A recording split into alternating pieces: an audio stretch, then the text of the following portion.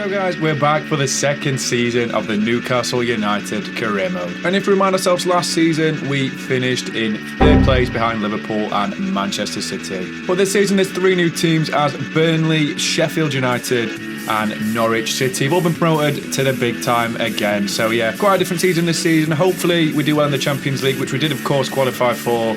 But first, we've got objectives to look at and then the budget. So the youth development hasn't changed in the slightest. Of course, we finished one last year in the short term, but the long term one within 2 seasons, sign one youth player to the senior team, play them in 10 matches. We can do that comfortably this season. That should be fairly easy. We've got a few who've come through who could fill that role pretty nicely. Also, brand exposure, we've got to get a streak of 7 games with at least 1 goal scored in home matches this season. That's, that'll be fine, I think. At St James's Park, we've been really good, especially in the last season where we're absolutely fantastic and signed 3 players born in North America. What are these objectives sometimes? Ridiculous bullshit. Financial wise though, we need to make a profit of £2.6 million from youth player sales within 2 seasons. Again, fairly easily if we call up a few players. Domestic though, we need to finish in the Champions League place yet again, back-to-back seasons in the Big Four. And of course, apparently to win the FA Cup for a 2nd season in a row, which isn't exactly the easiest thing in the world, but obviously we're going to try it because we did it to some success last season. I mean, seriously? Look at this objective. Continental success. Reach the UEFA Champions League final. Look at my lips, you're ruining it. How? What? I don't even know what to say. We finished 3rd in the Premier League. That doesn't automatically mean we're like European contenders as soon as we come out the gate in our first European season in 20 years. What is this game, guys? I literally don't understand. But anyway, on to brighter things. As we can see, look at that budget, £150 million available to the club for this new season. That is absolutely tremendous. And as we know, this is the team for the new season. So last season, we failed one of the objectives. If you recall, I think it was the lowest amount of goals conceded in the league, which of course we failed to do. Understandable, we did fail to do that. We have to sell either one of Pope, Botman, or Trippier. I'm going to do a poll, I think, over the next 24 hours or so, obviously before I do this, to see who we're going to sell, and it's between these 3. So obviously, by the time this comes out, I'll already recorded the 2nd episode most likely, and there'll be a new addition to the defence, hopefully, in Season 2. But they are probably going to replace Fabian Shaw, and of course, hopefully a new keeper, because I don't really want to lose Trippier or Botman in that aspect. Our target's pretty solid as left-back. We have got a few decent covers like Fraser-Naid, who's going to play a little bit more this season than they did last year. The midfield 3 of DePaul, Guimaraes and Willock looks pretty cemented currently, but of course we can always improve on Willock at least a little bit. And then we've got another player we're going to sign across the forward line in this episode. Hey, nobody cares. Nobody cares. To give a bit more competition, because Isak had a bit of a push from Wilson last season, but Wilson wasn't exactly fantastic all the time. He didn't play the most games either. He's injured quite a lot in real life. And Almiron didn't really set the world on fire like he has this season in real life. So yeah, we are going to sign a new player, and we're going to see who that player is already right now. Wow. So this man is heavily linked with the Geordies in real life. Diogo Jota, of course, he's not played many games this season for Liverpool. I don't think he's actually scored in all competitions this year, but he's a fantastic player when he's at the peak of his powers. And I feel like he's 26, he's coming into his prime of sorts. I think Liverpool with Núñez, Diaz, Salah, and still Firmino on this game as well, and Gakpo actually now as well. They're probably willing to part with Diogo Jota for around £80 million, and we have agreed the deal. That was a lot quicker than I expected, especially since Klopp's got a bad negotiation history on FIFA in the future. We have a few bad deals with him. But yeah, I mean, hopefully we'll give him a crucial squad role. He can play anywhere across the front 3 in real life. Centre forward, left wing, right wing.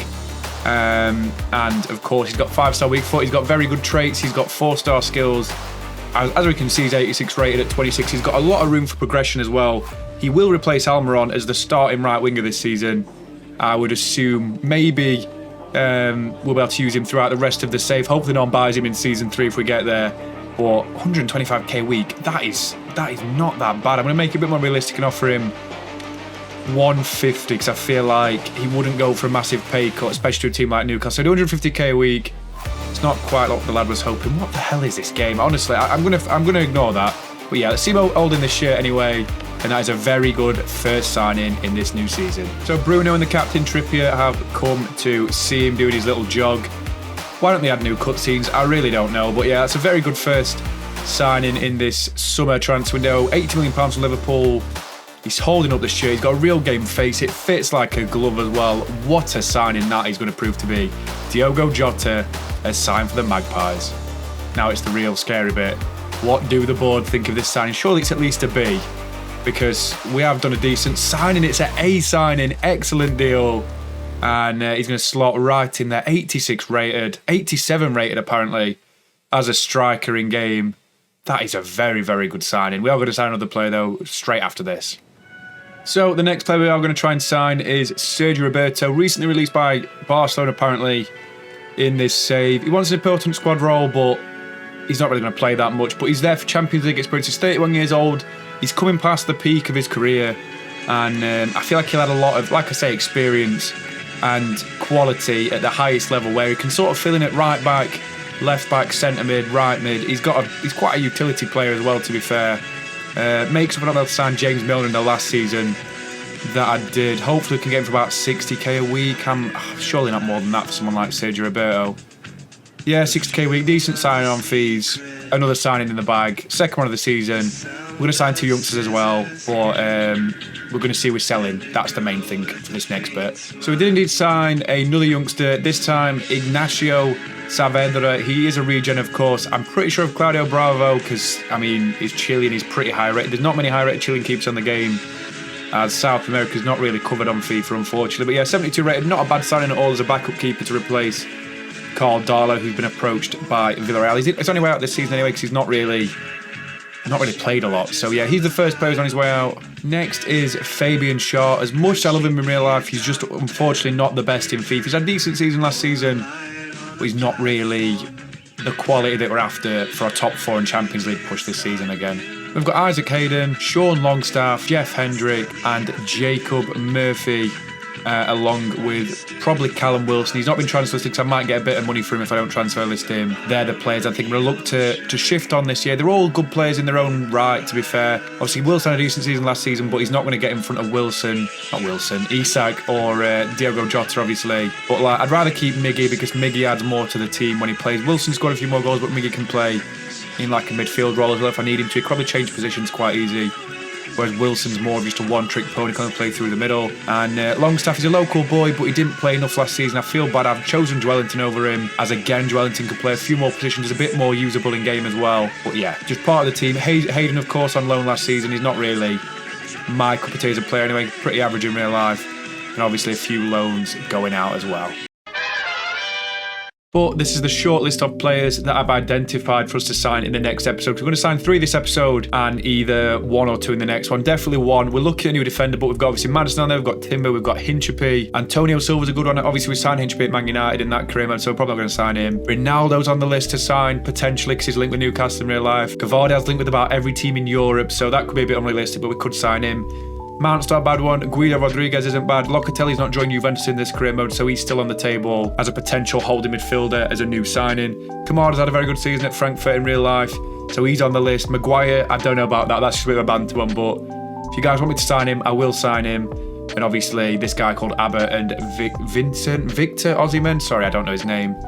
And then Seamus McManus. So yeah, we've got about £100 million to play with after we make a few player sales. And yeah, they're the players we're listed with. Obviously, I want Antonio Silva personally, or Joska Gavardiel. It does depend who you guys want. So we're going to get into the first few games of this season. A few pre-season friendlies. I'm going to sim them, see how we're doing that. Hopefully, a good start to this season. Okay, could someone please explain why people care about this? Right, guys. So in fact, look at that start to the season that we've got. We start off with a double against City, first the Community Shield because they won the league last year. Then we've got City in the first game. Then we've got Manchester United, and then we've got Forest. Like, Forest's a bit of a come down, quite a nice game. These first 3 games, Jesus Christ, they're going to be absolutely horrendous. But I am going to simulate against City in the Community Shield because it's absolutely a nothing game, a nothing tournament.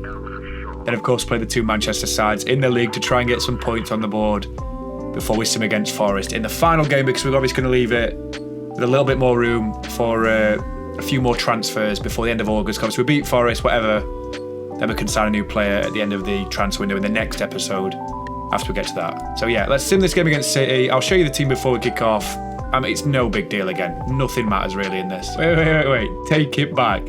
You know, I said it doesn't matter if we win this game. We've won 2-0, so it doesn't matter. We've won our first trophy this season, guys, after 4 games. That is absolutely tremendous. We beat City 2-0 at home. Take Max Roberto scoring in the 4th minute. And then, of course, Isak Nets win in the 80th minute. We'll make a load of subs as well. And again, for some reason, I don't know why, Almiron, Willock both come on as central defenders. I don't know. We still win the game anyway. I'm not going to complain. They have a very good team as well. You can't see all of it. Just move myself so you can see their team in its entirety. Like, I mean, they were playing Haaland, they were playing Foden, who got the Champions League Player of the Year last year. They were playing Mahrez, they were playing De Bruyne. Like, it's absolutely unbelievable that we beat that team. I just want to clarify as well, I remember seeing this at the start of the season. I forgot to show it, and I meant to. These lost the Champions League final against Napoli. So, Napoli won the Champions League this season in FIFA, which is absolutely ridiculous. But it's fantastic stuff anyway. And either way, I'll stop wasting time. We've got City to play in the league now. Let's get into that one. Massive, massive game at the Etihad. Let's get into it, guys. Let's see these teams. It's a huge first game of the season, as if we've got Manchester City and United in back-to-back games. I can't believe it. Let's see these teams before we start, though. So, guys, the Man City team for this game is Ederson starts in goal. We've got the back four of Walker, Akanji, Diaz, and Cancelo. Midfield 3, Bernardo Silva, Rodri, and KDB is the captain, with Mahrez, Haaland, and Foden as the front 3. Very similar team what would be in the Community Shield.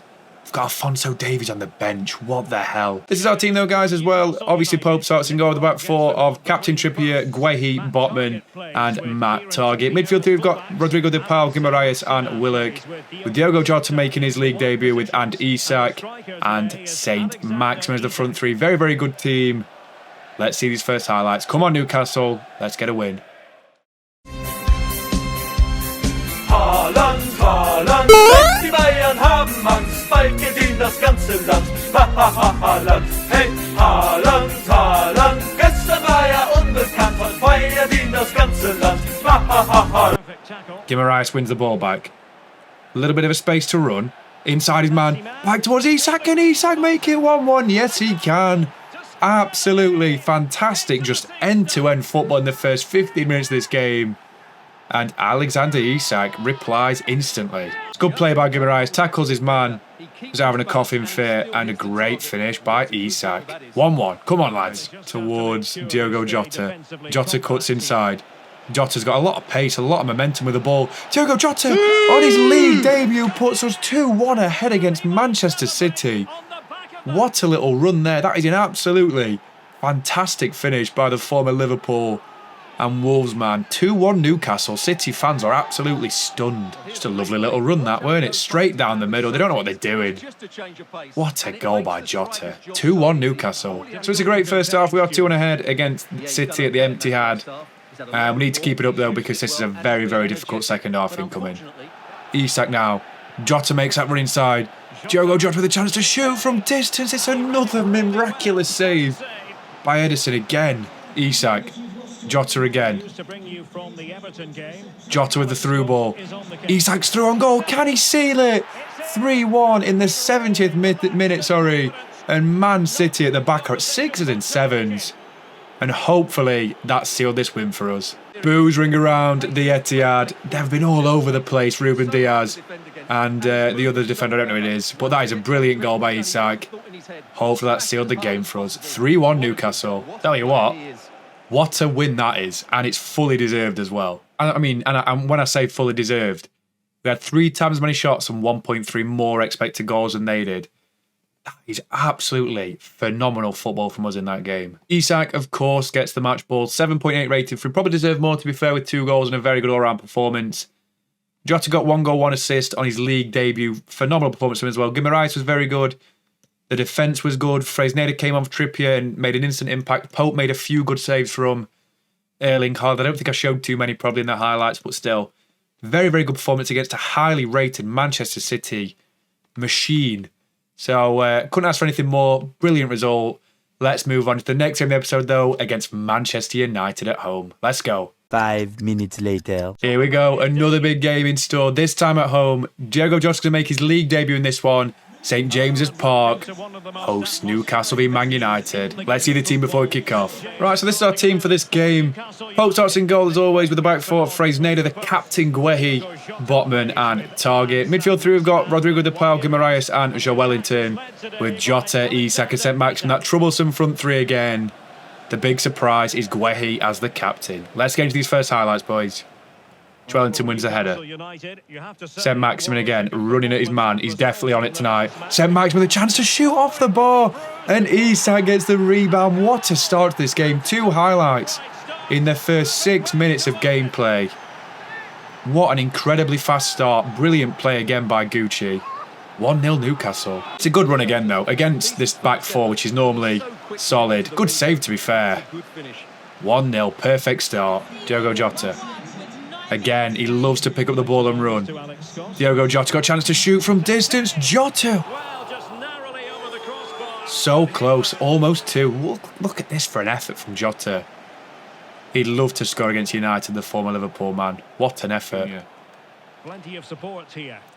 Oh, De Paul, perfect angle. Rodrigo De Paul, what a save by Dean Henderson this time. That was a great first half. Dean Henderson's been their best player so far, and that just about sums it up. 1-0 Newcastle. Let's hope for another good second half.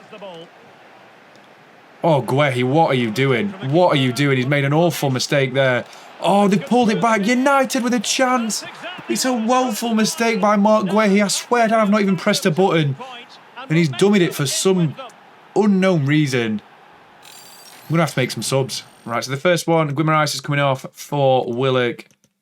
Jota, in fact, Isak's coming off. Jota's through the middle. Vega's coming on. And Trippier's going to come on for Fresneda. What the hell was Trippier, not Trippier, was Guehi doing in that scenario? He's doing the ball for no reason. It's insane defending. That's why I'm another centre-back, to be fair, to partner Botman. Absolutely insane by Guehi. It's cost us a goal there. I see it from Jota. Jota's trying to get past Lisandro Martinez. It's easier said than done. Jota's got a chance to shoot. Jota's turned his man. Another good save by Henderson late on. Still not over yet. Still not over yet. Jota, mistake at the back by United. Diogo Jota's gone and won it. Oh my God, I don't even know what's happened. He's missed the ball, the United defender. And Jota's pounced. What a finish that is. I don't even know what's happening. Right at the death. What a finish that is. Ten Hag's going to be livid. What is Casemiro doing? It's a great finish though by Jota. 2-1 right at the death. What a finish that is. Come on, lads. Tell you what, 2-1 against United. That's 2 back-to-back wins against both Manchester clubs. What a performance as well, though. Really deserved. Like, Pope's not playing bad, don't get me wrong, but we've dominated the game. We've had 5 times as many shots as them and 2.3 expected more goals. No, 2.5. I'm bad at maths. It's just, we still win. That's all that matters. I'm intrigued to see who got man of the match, though. In what? Unacceptable! He scored one goal. 7.9. Yeah, Guehi did give away one of the goals, but still had a really good game, 7.5. Target was fantastic against Anthony, 7.1. And then Jota gets a 7.4 for the winning goal. What the hell is going on? Honestly, let's sim this final game against Forest and then move on into the next episode, guys. Fantastic result anyway. So no surprises there. We do beat Forest 3-1 away at the City ground. So Vega opens the scoring, making his first start of the season. Ojeda scores, Ojeda, whatever you pronounce it, scores for Forest. The Power scores for us in the 31st. And then Gucci scores in the 83rd minute. What a result again. For some reason, I mean, look at the subs. You can literally see it. I'll zoom in on it just so you can see it. Jota has come on for Guehi at centre-back. How is that a realistic change, EA? Why do you make decisions like that? It doesn't make sense. Honestly, I'm flabbergasted, as Roy Keane would say. But still, we've won the game 3-1. That's all that matters. I'll stop droning on as Vega gets an 8.7 and man of the match. But yeah, let's move on to the end of the episode and wrap this one up, boys. I know it's early in the season, guys, but we are actually second in the table after 3 games. We're the only one of 2 teams, along with Liverpool, our nemesis from last season, who have won all the games so far. Obviously, we've won 3 out of 3, same as Liverpool, and there's only 6 unbeaten teams in the league so far. So that is absolutely fantastic. What's even better is seeing Man United sat 16th in the league. That is even better. I can't ask for anything else more than that. We also have a whopping £70 million to play with in the next episode. We've got a few more sales to go through as well, which are just sort of being worked through right now. Probably Wilson very soon as well. Probably off camera, I'll sell Wilson. out of respect for his legacy for Newcastle. No, I'm joking. We'll just sell him anyway, no matter what. About 25 million probably we'll get for Callum Wilson. But yeah, a lot of money to spend. So let's see what we've got in the next episode. So we've got the deadline special in the next episode, guys. Hopefully we'll sign 2 players, maybe 1 though. At the very least, we'll sign 1. We'll start with our first game though against Wolverhampton Wanderers. Then we've got Barcelona in the Champions League. That's a difficult group already. We've then got Sheffield United. We've then got Leicester in the Carabao Cup second round. I'm not too fussed about that. And then we've got Crystal Palace, Celtic. That's already 6 games to start off with, and then potentially Burnley and hopefully Norwich, because we could sim the episode off with the final 3 games right there. But yeah, that's all we've got for today's episode, guys. I really hope you enjoyed the first episode of this new season of the Newcastle United career mode. And hopefully we're back to normal recording times. Let's hopefully get at least 1 episode up every few days. So I really appreciate watching as always. Please like and subscribe if you haven't already. And I'll catch you in another video on the channel very, very soon. Thank you very much again, guys. Stay safe. Peace.